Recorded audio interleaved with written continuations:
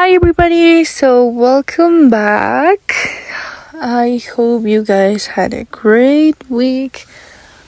We are back with another podcast, and today we are bringing you a little analysis of our favorite movie. And well, I'm going to begin. Well, one of my favorite all-time movies would always be How to Train Your Dragon. I really love it. I think everyone should watch it. It's animated and it's a production of DreamWorks, and I really love it. So yeah, I'll tell you. How to Train Your Dragon is a captivating animated film that takes viewers on an exhilarating journey of friendship, courage, and self-discovery.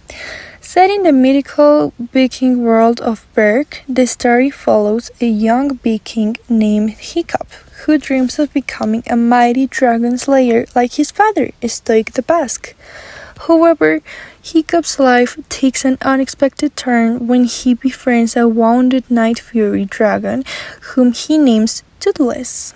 The film beautifully explores the themes of acceptance, understanding, and the power of empathy as Hiccup learns to see dragons not as enemies but as complex creatures with feelings and personalities. Throughout his bond with Toothless, Hiccup discovers that compassion and communication can bridge even the deepest divides. Visually stunning and emotionally resonant, How to Train Your Dragon delivers breathtaking animations, thrilling aerial sequences, and a heartfelt story that appeals to audiences of all ages. It celebrates the importance of being true to oneself, embracing differences, and finding strengths in unity. Overall, How to Train Your Dragon is a timeless masterpiece that teaches valuable lessons about friendship, bravery, and the transformative power of love. With its lovable characters, stunning animation, and powerful storytelling, it has rightfully earned its place as a beloved classic in the world of animated cinema. You guys know I love it. I really like animated movies. I think it's one of the things that I most enjoy, and I believe everyone has heard of it, but if you haven't, I really recommend you this movie. It's a trilogy, and I always cry when I see it. Like, I'm not gonna lie, I'm a really emotional person, and I love that movie. It's wonderful. So yeah. I haven't seen any of those movies, but now that I already heard your review, I'm really convinced that I'm gonna see them. I'm gonna see the movies. And well, now I'm gonna share my review of my favorite documentary, and it's called Driving Home to You. This documentary is very important, at least for me. It talks about failed relationships, jealousy in networks, discovery, and reflection. The documentary is about a road trip Olivia took between Salt Lake City and LA along with her live band, where they performed songs from Sour, which is her first album. In Driving Home to You, she explores her most recent musical themes with footage and in-depth interviews and emotional discussions. She began to talk about how you can allow such mistreatment of a person you love deeply for the simple fact that you are in love, but that's not true. You're hurting inside. But when you lose this person, you feel like your world is almost ending every day.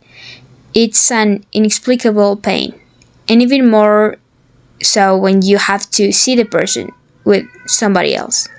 In terms of jealousy, anyone could identify with it, especially if it's very present in social networks, because everywhere you see perfect boys or girls with white teeth, perfect lips, hips, etc., they are simply perfect. And that somehow changed your way of seeing things. So much are the stereotypes that you believe them and think that they have to be like that or you have to be like them. So much obsession that can reach to harm the person. I've been through that, and I really don't wish it on anyone. So yeah, that's my favorite documentary. It's really great. I really recommend it. Alex, what's yours? Hello, everybody. I'm going to talk to you about one of my favorite movies. Its name is Kung Fu Panda. I will make a brief analysis of this film, assuming that you have already seen it. In this film, the expectation they have for a person are very important things because, as we remember at the beginning, Paul keeps hiding his dreams of doing Kung Fu Panda to keep the expectation of his father, who wanted him to follow in his footsteps of selling noodles. While Shifu, despite the fact that his students are angry, he scolds them, ordering them to be faster and more aggressive. When Uwe calls him, we see a difference between the two, because although the latter was to communicate some bad news, he never loses his calm and serenity. This is not mere coincidence.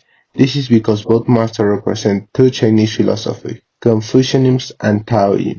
The former believed that the key of prosperity was that all persons fulfill their role in society and each person must know their value in society. To maintain order, they try to control everything around them. This is Shifu, while Taoism accepts whatever the universe throws at them and avoid imposing their will on it, because they believe that this will lead to misery.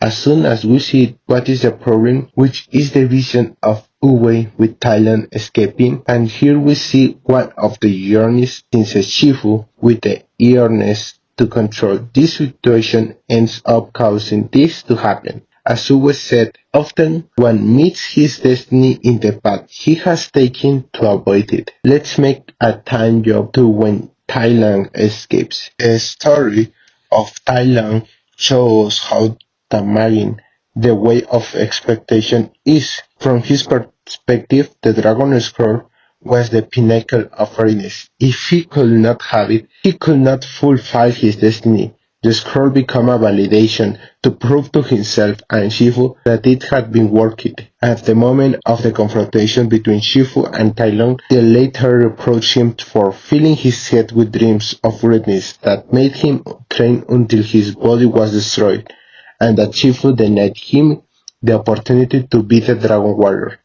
The most painful of all was when he told him everything I did was so that you will be proud of me. At this moment I realized how important it is to say I'm proud of you. Because when Shifu pronounced this phrase, the look of Thailand, that warrior who was furious, returned to being a child in front of his father. Heard the words that he wanted to hear so much in those moments I realized that he did not want the dragon roll. He wanted Shifu's validation. That would be all for today's episode. I hope you enjoy it. I hope you like any of the movies we said. And yeah, have a great week. Have a great month. And I hope everyone stays hydrated. Drink a lot of water, guys. Please don't get dehydrated. And we'll see each other next week. Bye.